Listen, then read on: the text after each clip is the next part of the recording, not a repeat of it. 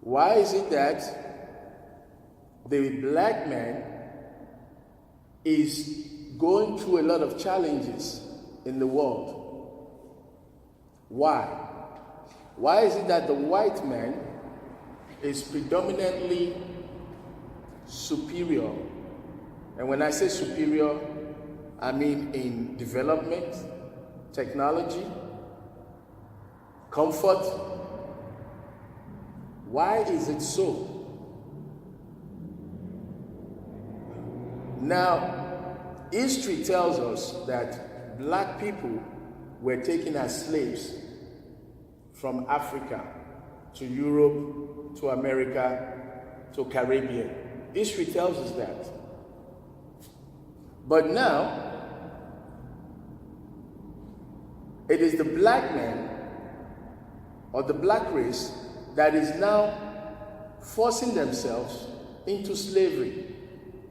They come by boats and crash in Italy, in the sea.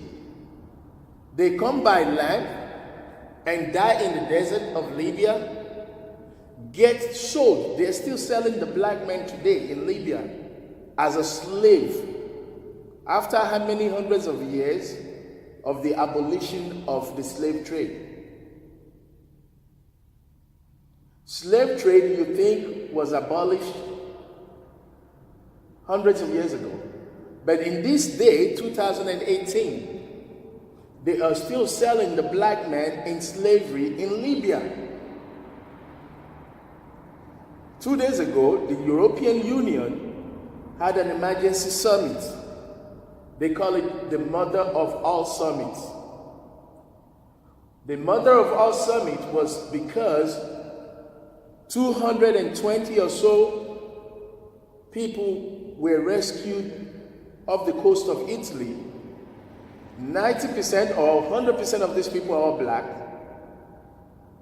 They were stopped on the ship called Aquarius. Aquarius was rescuing these people from the sea, and some of them even drowned and died while the rescue ship was there. If you care about human beings, you ask yourself, the white man has 2 hands, 1 head, 1 stomach, the same body parts like the Africans. In Africa, a lot of natural resources, mineral resources that are even brought to Europe, like from Nigeria, the oil. Netherlands does not produce oil. They don't have oil. They refine the oil from Nigeria and resell it to Nigeria and charge us more money. So, it is important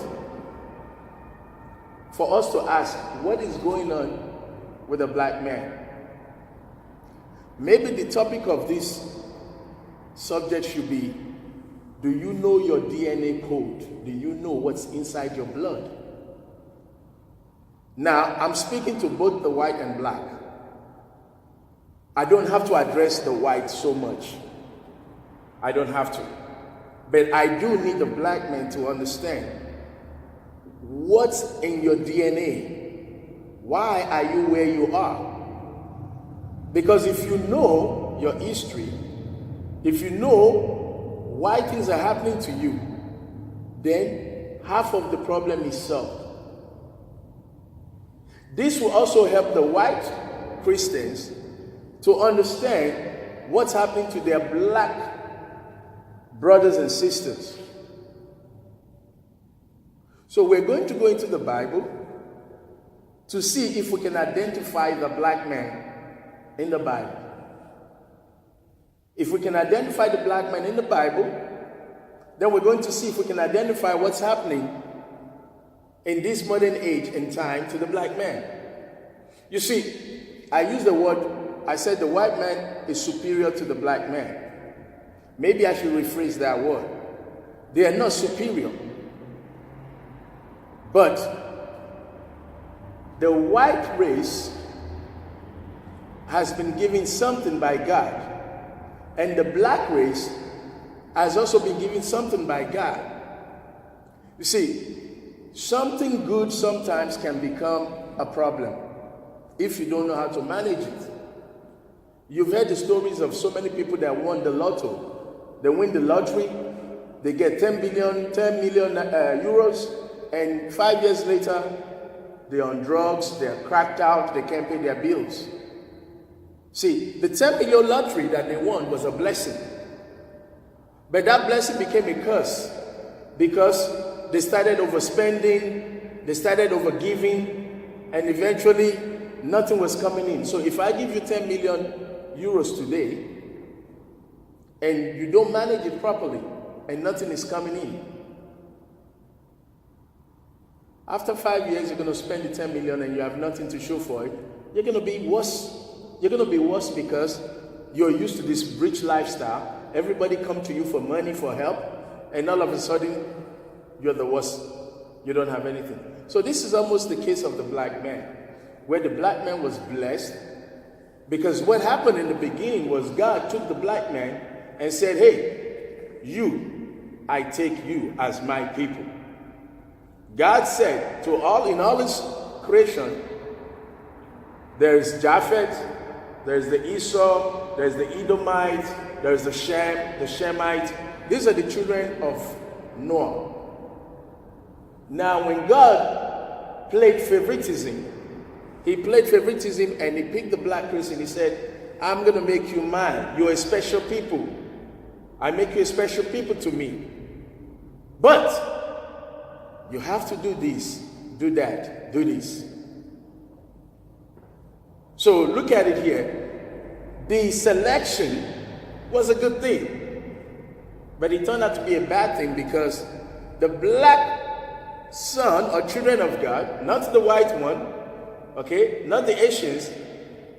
God is like if you have 3 children in a house. Normally parents are not supposed to pick one and say this is my favorite child. But if you pick a favorite child and you say this is my favorite, you're the first son, you're my favorite. You pick one. Now when you pick that one, the Bible says to whom much is given, much is expected.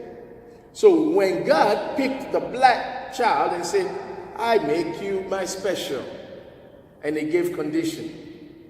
But when the black child did not make the condition, the consequences follow. So we're going to see, let's take some Bible verse that can help us to identify some of what I just said. Let's try Deuteronomy 27:9. We're going to read Deuteronomy 27.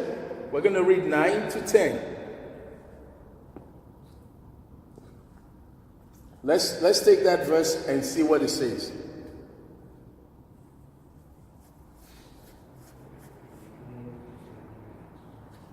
Deuteronomy 27, verse 9 and 10.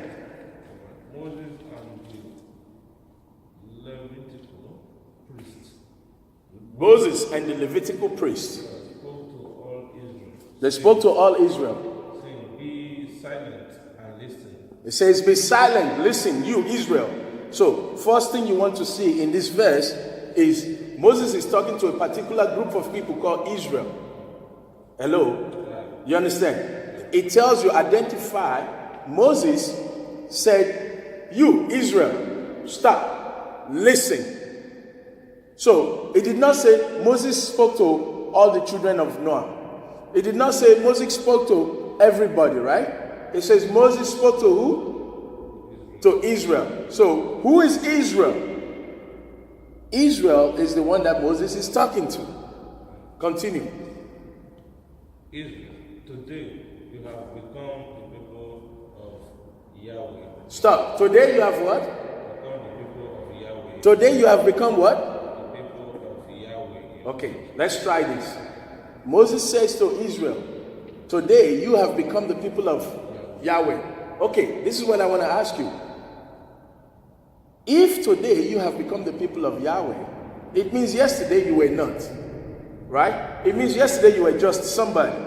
It means yesterday you were just another human being. So today you have been made, sanctified, you have been selected as the children of God. So here, now we don't know who Israel is, okay? At this point, we don't know who Israel is. We only know that he's talking to a certain people that they have identified in the Bible as Israel. And he has said to these people, today you have become the children of the Most High. Continue reading. Let's take it to 10. You shall therefore obey Yahweh your God's voice, and do his commandments and his statutes, which I command you today. What did he say you shall do? Obey. He says you must do what? Obey.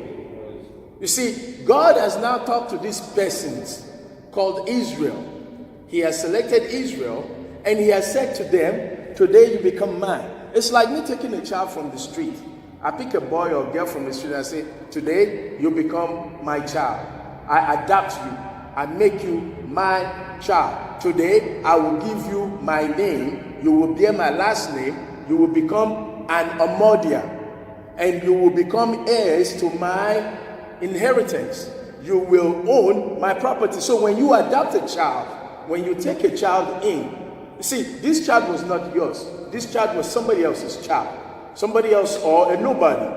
But you now say, come, I'll go to the court, I'll change the documents, I'll change your name, and I'll let you live in my house.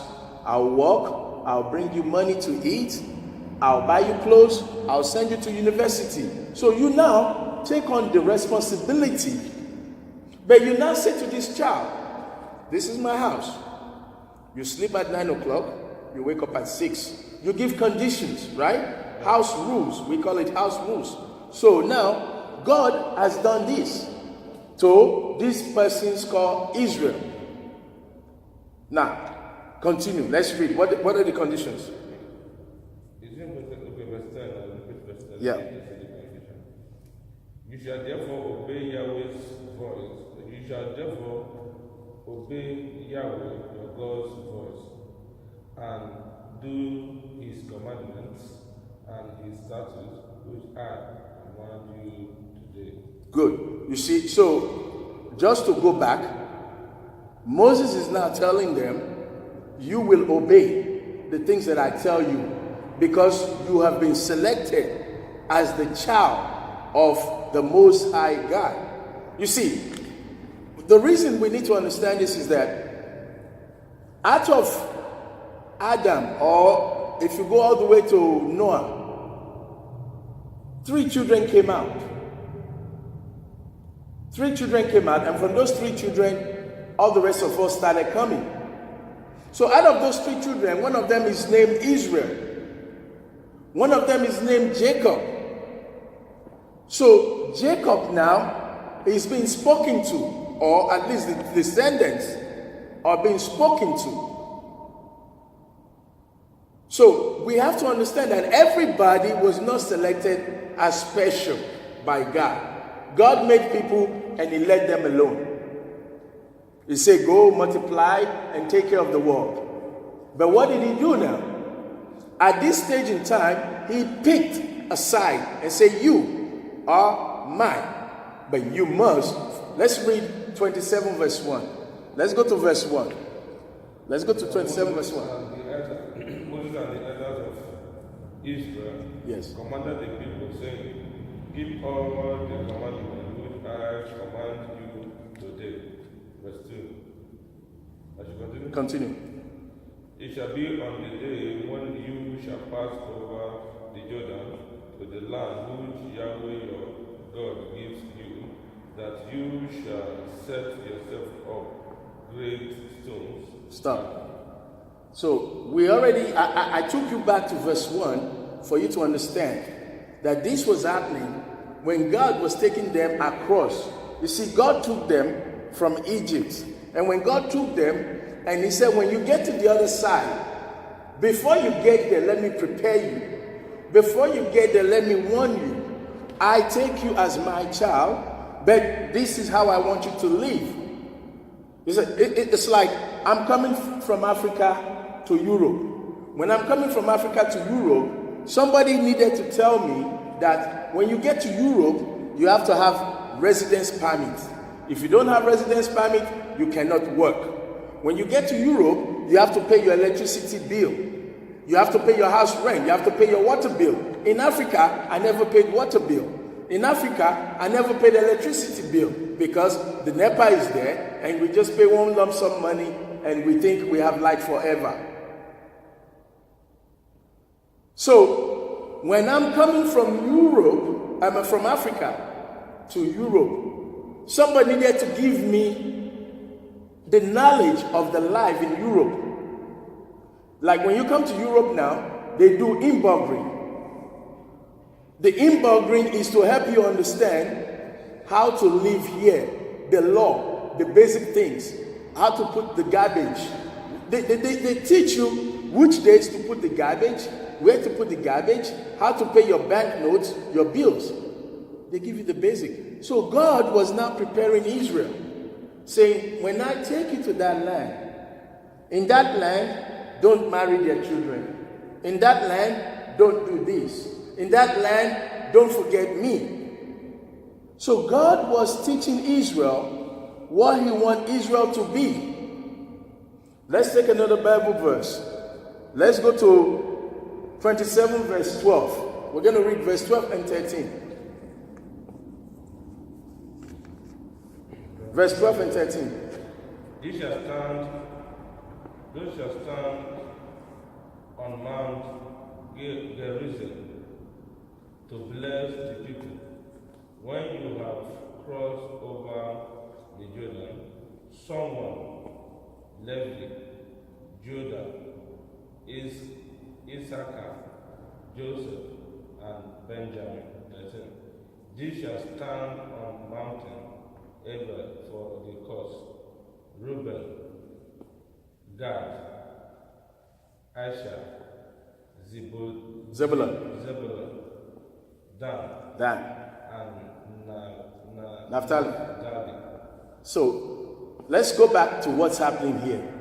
You see, God is a God of order.